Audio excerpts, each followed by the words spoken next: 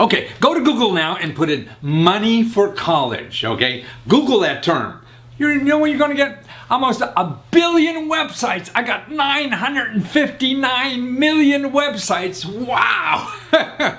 So now you've solved your problem of paying for college, right? Boy, that's nuts. And actually, if you look at that list, the first couple of pages, they're all people trying to sell you money, get a loan, borrow money, or scholarships maybe sometime. Or people that, even I was looking at some of the things there and the examples they have. Oh, the best things you should know about paying for college. It's all how to buy money. It tells you nothing about tuition or anything like that. Or here I put in pay for college. Okay, how are you going to pay for college? Okay, I got 757 million. That's 757 million websites. Man, that's why it's information overload. I mean, it's going to cause more problems than you think. It takes asking the right questions, and that's what it is. I mean, we want to pay for something, we put the question in, and that's the wrong question. Man, why the hell are you paying so much for college? Maybe that's the question. Here, look at this chart. This is from a documentary I saw a little while ago. It's called Ivory Tower, okay? And it's about the cost of college. And they have a chart that's very instructive from 1978. Okay, the cost of college has increased over 1,000%. 1,000%. Okay, numbers and numbers, you don't know what the hell that is. I don't either. But compared to what else? Okay, healthcare increased 600%, and that's going crazy too. But this is twice as crazy. Paying for college is twice as crazy as paying for healthcare. Okay, now something more normal, food, how much did that increase? Just a little over 200%. So if college tuition increased over 1,000%, and food over the same period of time only increased 200%. Yeah, I mean, that's crazy. Now, if cars increased the same amount of money as college tuition did, the average car now would cost $80,000. $80,000, not 20 or whatever the heck it is now. $80,000. And see what we're doing for college tuition. We're saying, well, gosh, I'll just get a loan. That's why when you Google paying for college, they tell you how to get a loan, how to get money to pay for college. So how am I going to get a loan for college? So 99% of Americans just figure out a way to get $80,000 to buy a car because they want a car, right? That's crazy, So, and it's really because everybody now could get a loan to pay for college, no questions asked. So somebody gives you a price, like if they gave you a price for a car of $80,000 and said, hey, I'll lend you money, don't worry about it. I don't care what your background is, credit check or anything. Here's 80 grand, pay me whenever. But you're going to pay me, you little sucker, and get the car. That's what we're doing with college. Now, giving people, no matter who the heck they are. So what's happening now, look at this chart, is, the line on top on the right in 1914, you see that student loan debt now is higher than auto loan debt, credit card debt, or home equity debt. It's the highest amount of debt that we have in the country now. And look where it was just in 2004, it was the lowest amount. So student loan debt went from the lowest amount of debt that we carried to the highest amount just in 20 years. I mean, that's crazy. I'm sorry, 10 years. That's amazing. And so look at what the person is carrying when they get out of college. Look at that line in debt. In 1993, it was down about $10,000, and now it's $30,000. So you're graduating with that. And people with that kind of debt, man, that changes your whole life. Now you have to get a job you hate to pay off the debt.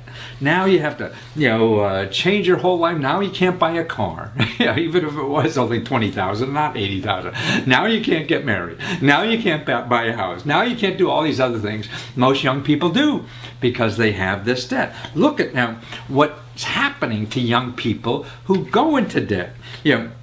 Okay, from 2005 to 2012, this data is the increase in earnings. That's the bottom line. So young people, when they get out of college to get a job, their earnings, their income has gone down. The average income has gone down, since 2005. So they're graduating from college and earning less money, but look how much their debt went up. So it seems crazy. So it seems the trick is, man, what the hell are we paying so much? Here's the name of the game I see. Number one, college increased tuition by 1,000%, okay? But wages to pay for that has went down. They went down. And, okay, step two, you don't have money to pay for college, okay? Now, people will lend you money no matter who you are to go to college. So you go and say, hey, I guess I need college, and it costs this much, I'll just get the money. Okay, so you get the money from the bank and the people give you money. You give all the money to the college, okay? You graduate from college, hopefully, maybe not. But no matter what happens, the college has the money, you have the debt. And so what kind of economic opportunity is this for you? You got to pay that money back. You know, the college doesn't care. They got the money already. You got to pay the bank back. So is this a good investment, higher education? Man, to me, it's a good investment for the colleges because they're getting you to borrow money to give to them and they're home free once you leave, and you're not. So what do you do about this stuff? I mean, that's the important thing, you know. And gosh, I think what you got to do is open your mind about opportunities. Or, you know, what are your options in life? You got to consider more options. You go to Google and you're going to get what everybody else is doing. You know, when you're trying to figure out how to pay for college, you won't understand the obvious. Because look what other countries are doing. What's going on in the world for higher education? We're not the only country in the world, the only country with college students. Look at this chart here. This is a chart that shows you the affordability of college, okay, in some major countries like us. You know, these are all the guys that belong to the same country club as we do. You know, the rich countries. You know. And what is the percentage of income that they pay for college? Okay, in our country, look way down on the bottom. You see U.S. 52%. So that means when you go to college, the average family is paying half of their income to pay for college. What are other countries doing? Denmark, 2%. So they're not paying 50% of their income going to college. The average family household only pays 2%. Norway, 2%. Sweden, 3%. France, 3%. Germany, 4%. Finland, 6%. Netherlands, 11%. It gets a little higher a little bit. Australia is the only people close to us, and Japan is right on our tail. You know. But look at all these countries in Europe that you could go to college for just a fraction of what we pay here. And these are the best universities in the world. That's what's neat. I mean, you're not going to Joe's College. These are universities that are older than Harvard and more established, and they're world-renowned universities. Now, see, as a percentage of income, look at this graph, because this may show it a little more. This is a graph I took the data from that other chart to show you what the average family income is and what that equates to in college tuition. So like in Denmark, they have a average family income of $44,000, which is close to us, 2%. So they're paying $887 a year for tuition. Okay, you go down to USA, we're paying $22,000 per family a year for tuition. So you could go to college in Denmark for less than $1,000. Look at all those European countries. For $1,000, $2,000 tuition is a lot. And we're paying $22,000. That's a tenth of what we're... There's something wrong with that. And when I first saw this data, I said, well, maybe we make a lot more than all these countries. So it doesn't mean that much to us. They're poor. Okay, look at this next chart. Nah, we're not the richest kid on the block either. We're number 5 in household income. Look at Norway, Sweden, Denmark. These countries that pay a hell of a lot less, they're making even more money than we are. So it's not a matter because we have so much money, that's why we're going to pay so much for college. No! These other countries, are even making more money, and they're paying less for college. something's got to be wrong here, right? And I don't know if you and I are going to live long enough to change it. But a way to change things is really take advantage of the opportunity, okay? So that means, look at this chart.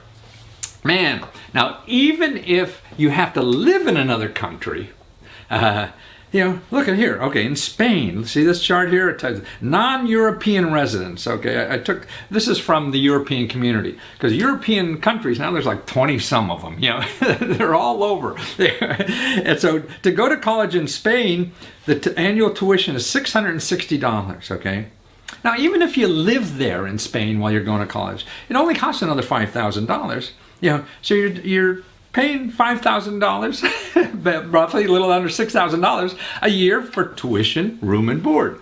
Okay, now in the United States, if you went to a state school, so if you live in Maryland, you went to the University of Maryland, and what would that cost you? About $20,000. If you went to a private school, it'd be $40,000. So look at the money you save.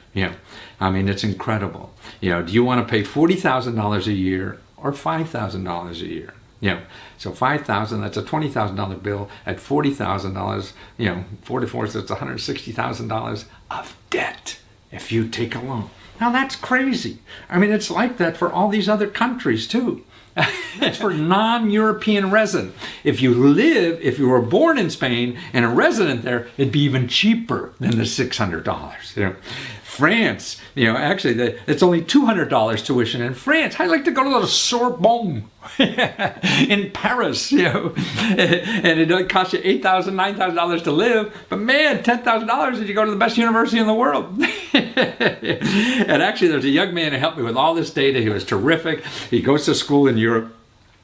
Zephyr de Sus, and because all this data and not knowing the culture or whatever, he was a wonderful help and got me a whole bunch of data to try to understand this. And him and his European college students say, God, he doesn't understand why kids in this country are nuts for paying so much. And the world is becoming so small that, man, why not? Oh, okay, now. So how do you take advantage of this? Hey, I don't know French, right? I don't know whatever they speak in Denmark, Danish, right? German, I don't know Germany, German. Doesn't matter. There are now, listen to this, more colleges that teach courses in English. See, in the European community now, you have these 20 countries, okay? Now, they're like one country. So Europe is trying to be like America with all the states, and so we're all, it costs nothing to go to, another state in the United States. Well, they're trying to make Europe like that. So everything in Europe, you can go, you don't need a passport, you don't need anything. If you live in one country in Europe to go to another country, there's no tariffs if you're changing goods and stuff like that. So they're trying to make the university system like that. So all universities, it doesn't matter. They all have the same kind of system, and you could change universities anywhere in Europe. And so what they're doing, though, is teaching more courses in English.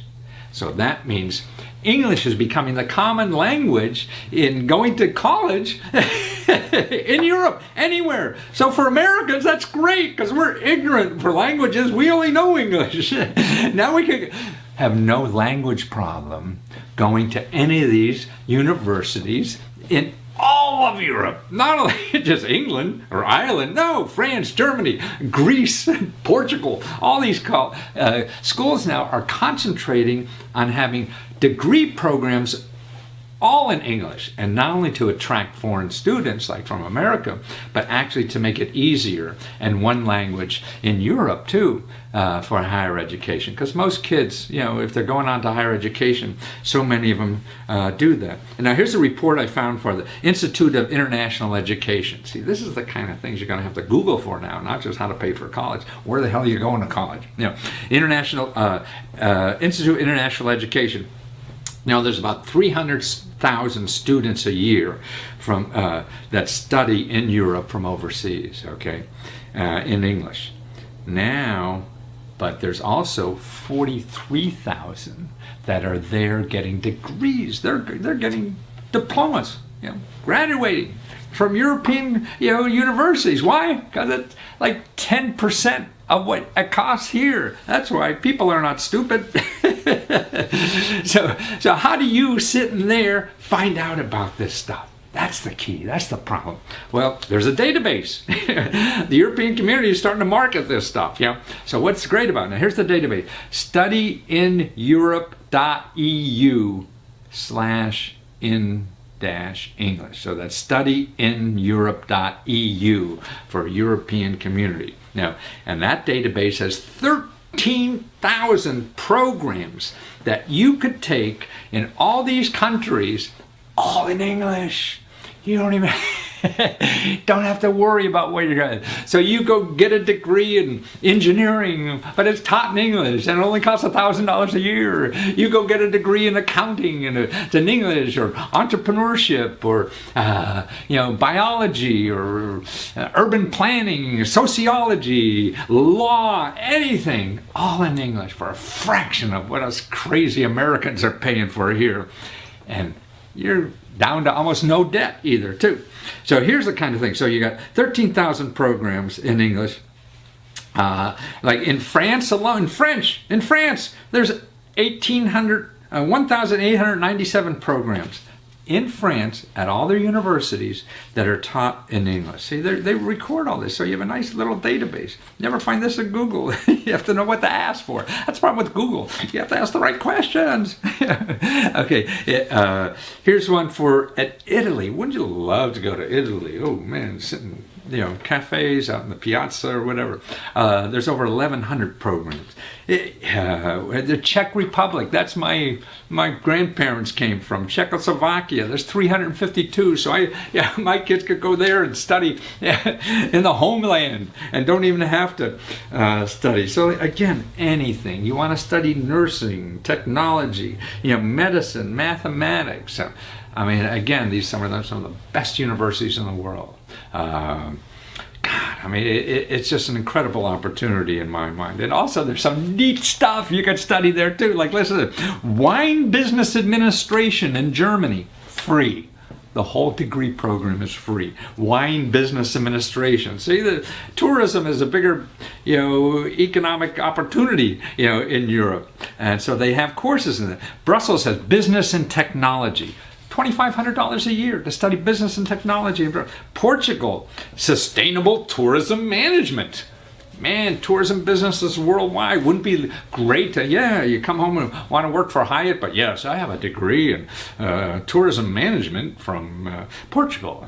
So now you're a world international travel, even though you have no idea how to speak a word of Portuguese. Here's what I thought would be: they have so many American studies programs. Now, wouldn't it be that like go to Poland for $5,000, $5,600 a year, and get a degree in American studies? Man, you'd ace that sucker, I hope. At least you'd have an advantage.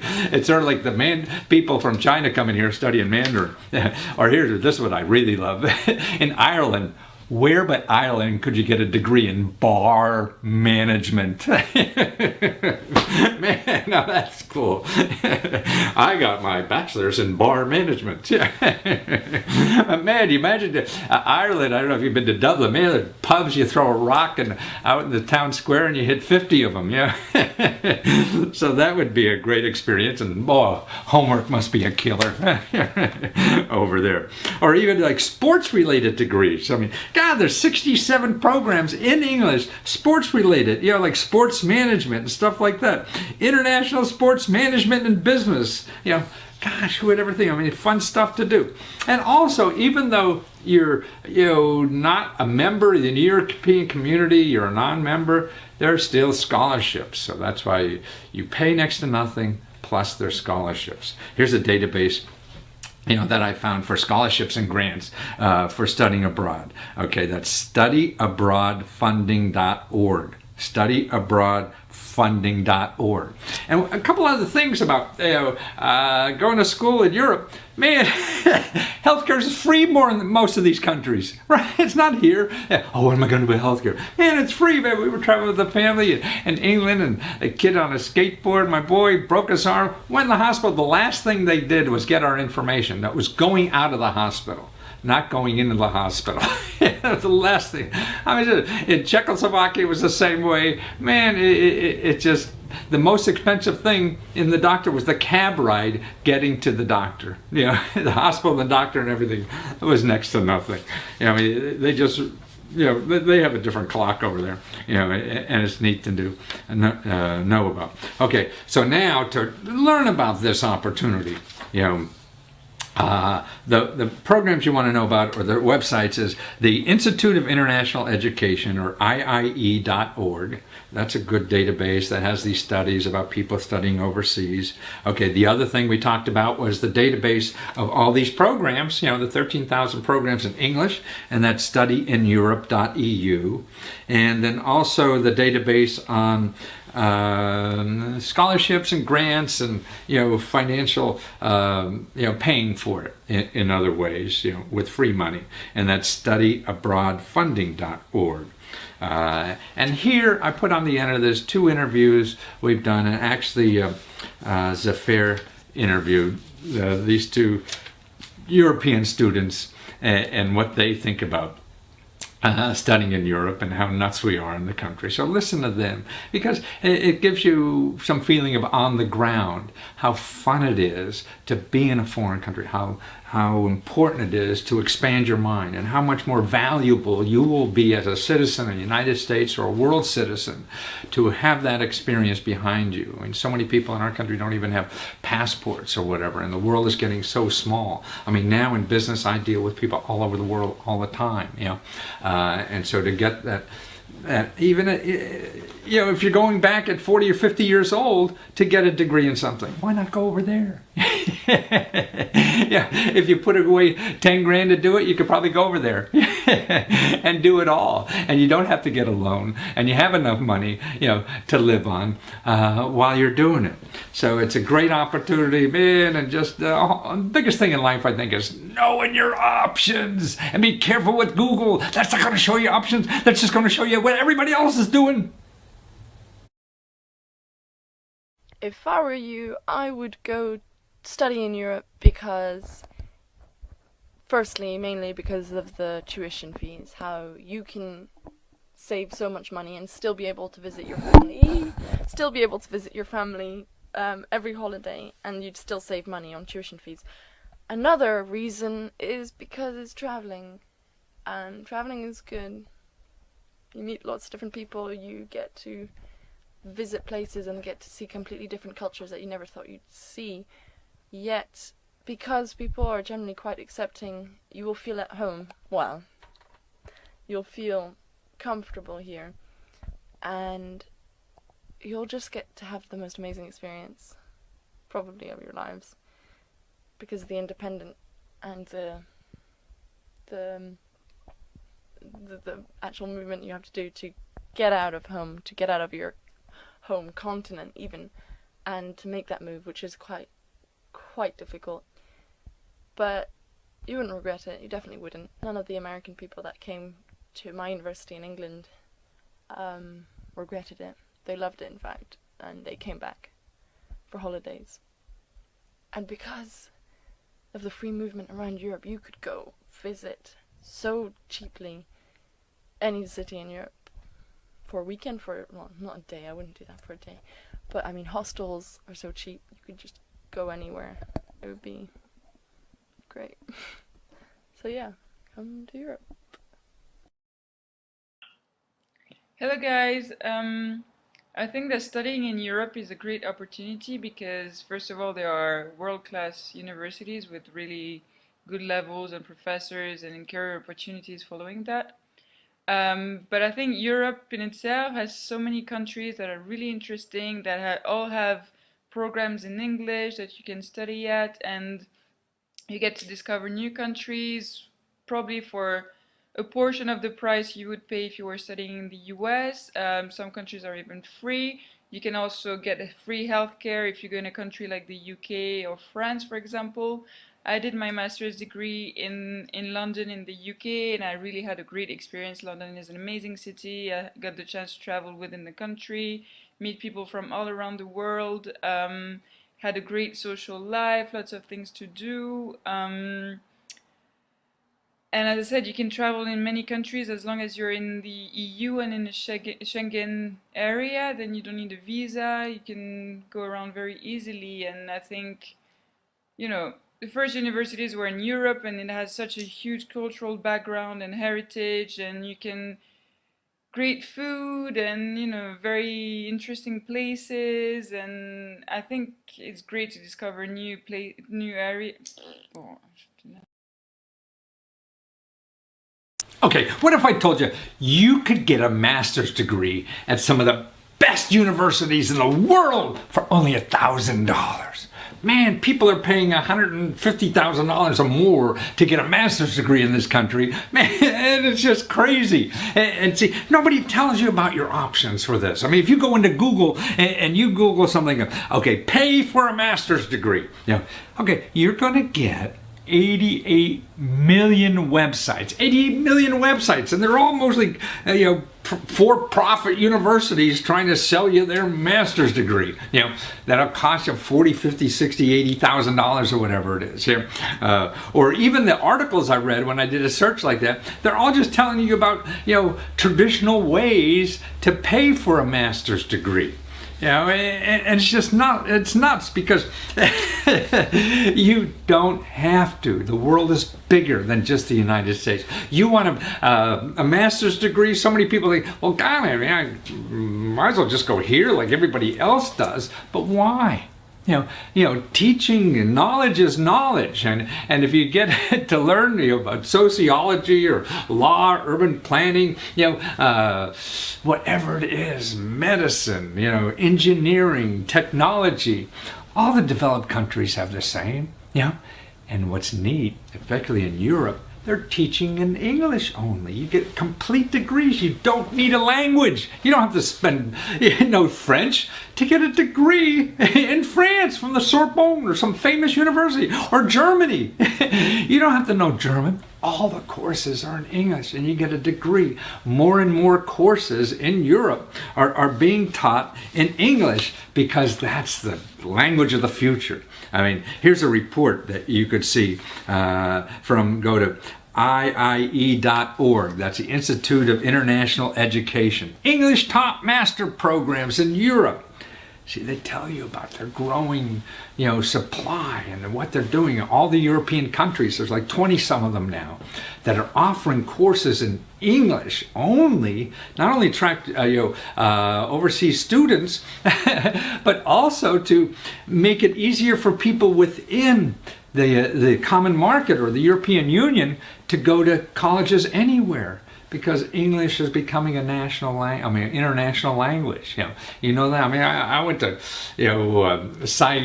Shanghai last year, and I was studying Mandarin a couple of years before. And I get to Shanghai, I go to the coffee shop, and I'm struggling with my 5 Mandarin words trying to order coffee. And the Chinese guy looks at me and says, "Hey, speak English. What do you want?" That's what the world is coming to, and that's what's so neat about us. Living in America, we already know it. These poor other people have to learn it.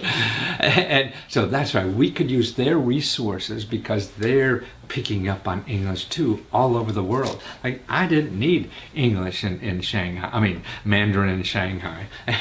And I just spoke English. Everyone does. And the world is becoming so small. The opportunities are all over. So even if you're going to work back here in the States, you're dealing with all over the world. Also, it gives you a perspective. There's so many great benefits studying overseas that expand the mind and things like that. So there are now 5,581 programs in Europe that speak English. These are master's programs. And look at this chart here. How they've grown. See, they've grown over the past. Netherlands, it's grown. They have like 800-900 programs right there. Every one of these countries have grown the number of English programs. And this is a couple years out of date, so they're even growing more now. And here's what they say in this report. Most international education experts agree that international student mobility will likely increase dramatically at the master's level. And the development of English-taught programs in non-English language countries is an important driver for this. God, The race to develop competitive master programs that are attractive to both European and international audience has made English taught master programs one of the closest watched trends in European higher education. Wow! And so that's an opportunity for us. Why is that an opportunity? Because it's cheap. They're cheaper there. Look at the affordability of going to college in Europe versus here. See, we're just nuts in this country. Look at now. This is a list of major countries and the percentage of your annual income that will be spent on college if you go to college. In the United States, 50%. So the average family going to college spends 50% of their income paying tuition and expenses for college. Look at Denmark, 2%. That's only 2%, not 50%. Norway, 2%. Sweden, 3% of their income, not 50% like here. Germany, 4% of the income, not 50% like here. I mean, that's crazy, isn't it? So right now, there's like 304 students, U.S. students that are studying, in Europe, and there are 18,920 students getting their master's degree in Europe right now. So you have 19,000 U.S. students figured this out already.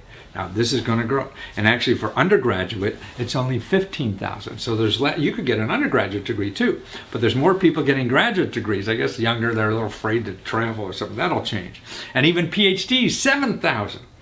So this is the most amount of American students over Europe. It's because of they're taking master's programs. And see, look at the price. I mean, this is incredible. Forget UK. That's $9,000. That's still a lot cheaper than us, for a master's program. But France, $346 tuition for the whole year. I'm sorry. That's the number of programs. The European. For non-European resident tuition, I screwed up here, it's $300. So the price of going to school in a master's program in France is $300. Man, I talked to some kids going to Stanford, and it's like $160,000 for 2 years. That's just nuts. $300, that's it. And here, so even if you live there, it'll cost you $8,000-9,000. So what the heck? So $8,000-9,000, you're in Paris or France or something doing this. Same in Germany, Spain, Switzerland, Netherlands, Belgium. God, why are we so crazy in this country? And actually, a young college student from France helped me with all this data for the European market. Zephyr Desos, he worked like hell and got all this data for me to help make sense out of this. And that's what's neat. And I want to thank him again for doing this. But here, look at this data too, how crazy we are. I mean, we're one of the top country ripping off college students. Look, we're number 3 there. Australia is about with us. Then Singapore is, right up there. And the UK is pretty much up there too for university fees. And then it just starts dropping, man. I mean, France, Malaysia, Indonesia, well, a lot of these are underdeveloped, so maybe not as interesting. But look at, for the developed in Europe, it's amazing. And people just don't know. They don't know their options, so they don't take advantage of this. And that's a pity. And a lot of people say, well, we have these myths, I think, too. I found this article about myths about studying, getting a graduate degree overseas. It says U.S. degrees are more valuable. That's a myth. Okay, look what they say in this article. Many international institutions rank higher than U.S. universities in global rankings. Says the student Rachel Hauer of Ann Arbor, Michigan, said via email that she considered the University of California at Berkeley, Arizona State University, University of Maryland, and the University of Leibniz in Germany for her master's degree in engineering, but mainly choose a university in the Netherlands because of its global reputation. See, I mean, the world is small. We're communicating all over the world, and your customers and opportunities are all over. It doesn't matter. Just look at all the foreign people here. It's the same way everywhere else. Here's this young woman also said by email that the opportunity to integrate her engineering degree with emphasis on entrepreneurship, sustainability, and international travel finalized her decision. Man, I mean, that's what's neat. You get so much more out of going to school overseas than you would here. Classes are not the same. You think they're the same? No. That's why you're learning new ways to learn. Everything you can learn that is different is an opportunity, because then it helps you put together pieces of the puzzle differently. We don't know the answers, and that's why it's hard to even ask the questions. So the more you get an expansion of your mind, the easier, I think, the better you are in being able to solve problems, whether it's this country, the world, or whatever. Also, a myth that the international graduate programs are a huge financial burden. Man, that's nonsense. That's definitely not. They're a fraction. They know that education is important in these countries. They don't turn it over to the private sector or give you free money that you have to pay back from the government forever. Because most people that go to graduate school here, then they have to get jobs they hate in order to pay back the money. They can't get married because they got this big student loan. They can't do all these other things because they owe too much money. They're stopping their life. They can't buy a house, can't buy a car. And that's because of this money. So if you go to find these programs, you go to studyineurope.eu/masters. Studyineurope.eu/masters. And you'll see, look at 22,000 programs. 22,000 programs, on that. I mean, now here's another portal called mastersportal.eu. Now this is English and non-English, but that may be helpful to find something. And here, if you got a minute, you may want to look at this video.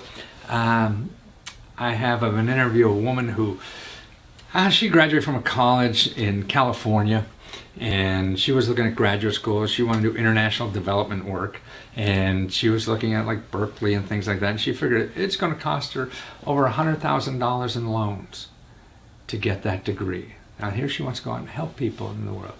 So she's going to think, boy, she has to go out and get $100,000 in loans to get this degree and go. Instead, she went to Kenya. Cost her a total of $5,000 a year to go to school. $5,000. Now Kenya, that's where she wanted to do some work too. So now she's got a degree from a country where she wants to work in. And it's all in English. The opportunities are just so much greater. Why be another kid from the States in a college from the States who knows nothing about the world? And plus they're a little stupid because they paid so much money for a degree. When they get one $5,000 and be right in the ground floor of where all that stuff is happening. Just same way in Europe, man, you could get degrees in wine, sports management, all these neat things that you never even thought of that they have. Anything, graduate degrees, sociology, computer science, engineering, there's nothing. I mean, we're all, look at half the products you get are from overseas now, and the world is so small. And even if you don't want to work overseas later, you become more important here, because that means you know more about the world, and every business, every organization has to know how to deal in the world more this way. And so if you're saving $100,000, $200,000, it's stupid not to. I mean, look at the cost of an MBA here. You go to get an MBA in Spain. Man, that sounds cool. For $9,000. Look at the cost of MBAs in the USA. $160,000, $150,000, $147,000. All these big schools, man, they get what they get, And the cost of graduate schools or MBA, in 2007, the average tuition was like $32,000. 7 years later, it went up to $55,000. Now, if that tuition went up the same as general inflation, that tuition should not have been $55,000. It should have been $37,000. But no.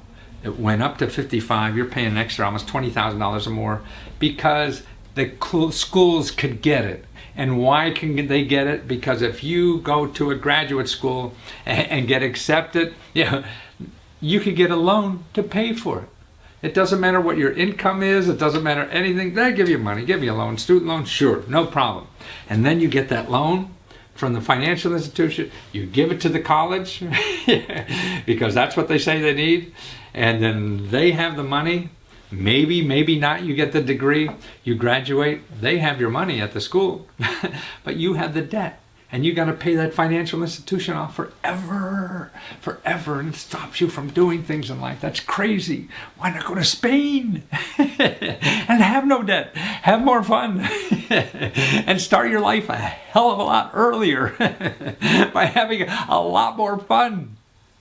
Oh, here's 2 little more videos you should look. These are young people who talk about going to school in Europe, and they're really helpful because they give you a little more understanding of what life is like over there if you're considering about how important it is and what you're missing by just being like everybody else. That's the problem. You become Googleized.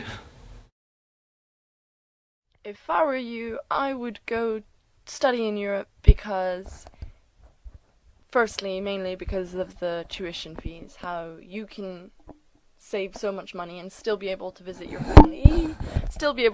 family, every holiday, and you'd still save money on tuition fees. Another reason is because it's traveling, and traveling is good. You meet lots of different people, you get to visit places and get to see completely different cultures that you never thought you'd see. Yet, because people are generally quite accepting, you will feel at home. Well, you'll feel comfortable here, and you'll just get to have the most amazing experience, probably, of your lives, because the independent and the actual movement you have to do to get out of home, to get out of your home continent even, and to make that move, which is quite difficult. But you wouldn't regret it. You definitely wouldn't. None of the American people that came to my university in England regretted it. They loved it, in fact, and they came back for holidays. And because of the free movement around Europe, you could go visit so cheaply any city in Europe for a weekend, well, not a day, I wouldn't do that for a day, but I mean, hostels are so cheap, you could just go anywhere. It would be great. So yeah, come to Europe.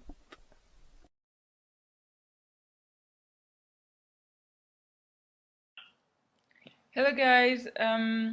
I think that studying in Europe is a great opportunity because, first of all, there are world-class universities with really good levels and professors and career opportunities following that. But I think Europe in itself has so many countries that are really interesting, that all have programs in English that you can study at, and you get to discover new countries, probably for a portion of the price you would pay if you were studying in the US. Some countries are even free. You can also get a free healthcare if you go in a country like the UK or France, for example. I did my master's degree in London in the UK, and I really had a great experience. London is an amazing city. I got the chance to travel within the country, meet people from all around the world, had a great social life, lots of things to do. And as I said, you can travel in many countries as long as you're in the EU and in the Schengen area. Then you don't need a visa. You can go around very easily. And I think, the first universities were in Europe, and it has such a huge cultural background and heritage, and you can great food and very interesting places. And I think it's great to discover new area. Oh, How much for a cookie? You don't pay. Just like St. Jude Children's Research Hospital. We freely share our research with hospitals across America, and no family pays St. Jude for treatment, travel, housing, or food, because all a family should worry about is helping their child live. Give thanks for the healthy kids in your life, and give to those who are not. Donate now at stjude.org, or shop wherever you see the St. Jude logo. I got the cool. At MedStar Health, we're making it easier for you to stay healthy. We're there when you need us, where you need us. With primary and specialty care, rehabilitation, and urgent care. And new ways to schedule doctor's appointments. We're bringing expert care close to home. We even come to you when needed. New locations. More services. We're growing to keep the community healthy. That's what neighbors do.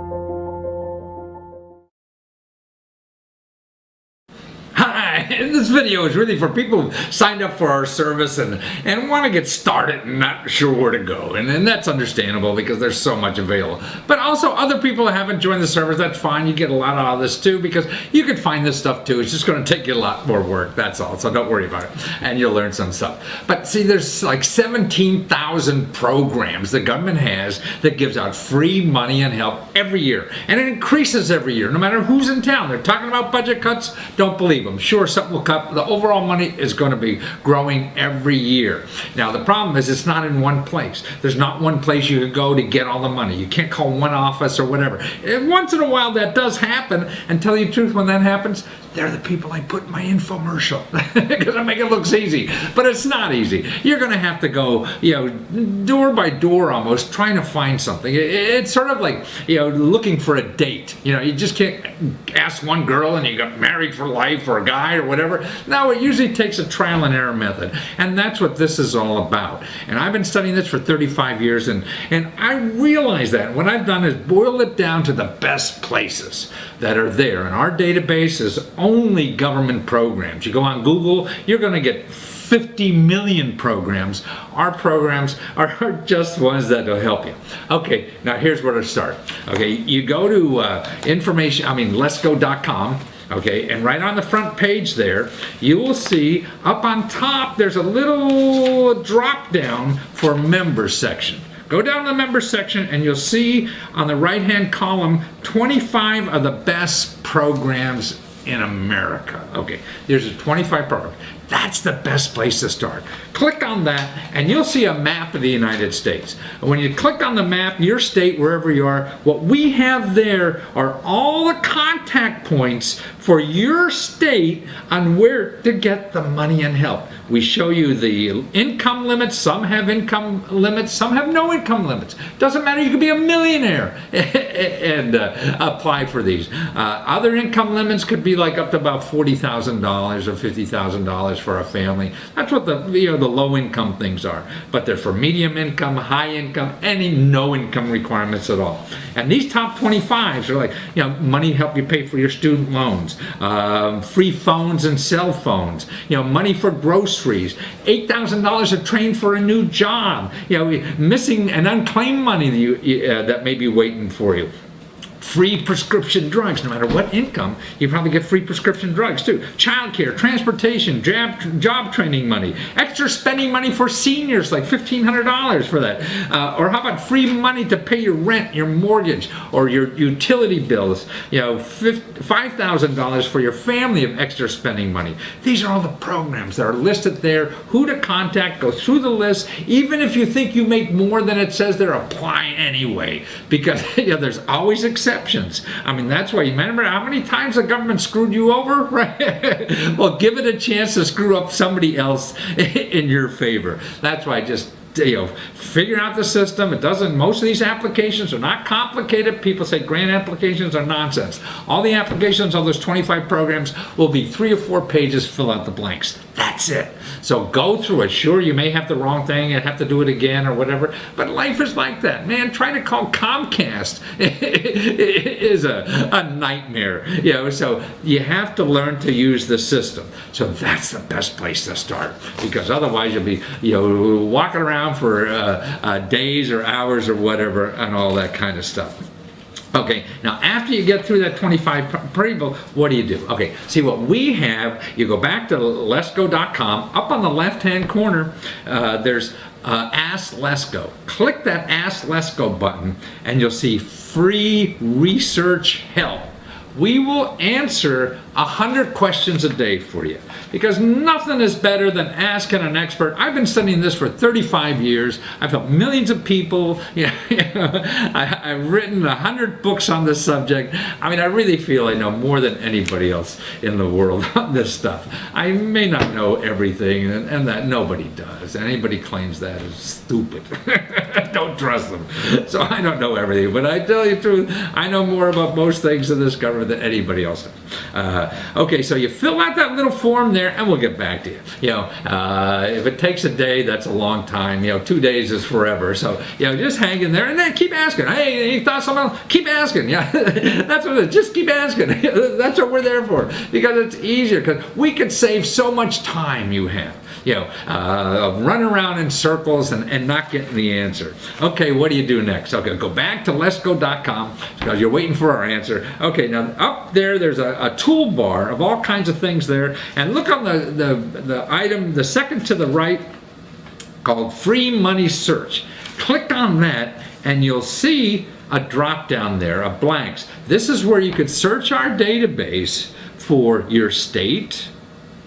Put in your state what money you're looking for, maybe business or whatever it is, and then you put in your income, about how much you make. There's about 4 or 5 categories, your email address, and just search that, and out will come, a couple hundred programs that are in the database for that. Now, if you're a member, you can see all the details, and that's important to do. So, I mean, this is the best thing to do. I mean, it's going to take some time. Everything takes some time. As the problem is, whether you're successful in the first 5 minutes or not, it doesn't matter, because you're learning a system that you're going to use forever. It's not only money. It's help. It's legal help. It's free expertise. It's travel. It's solving a health problem or whatever it is. See, I believe the government is the largest source of research and information and free expertise, but nobody teaches you how to use it. So this is the starting place of how to use it, and after you do this, then you'll be on your way and start learning how to use the system instead of having the system use you.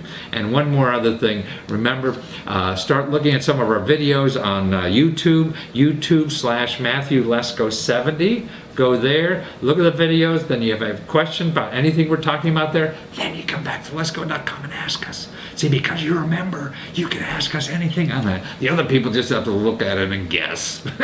Not you.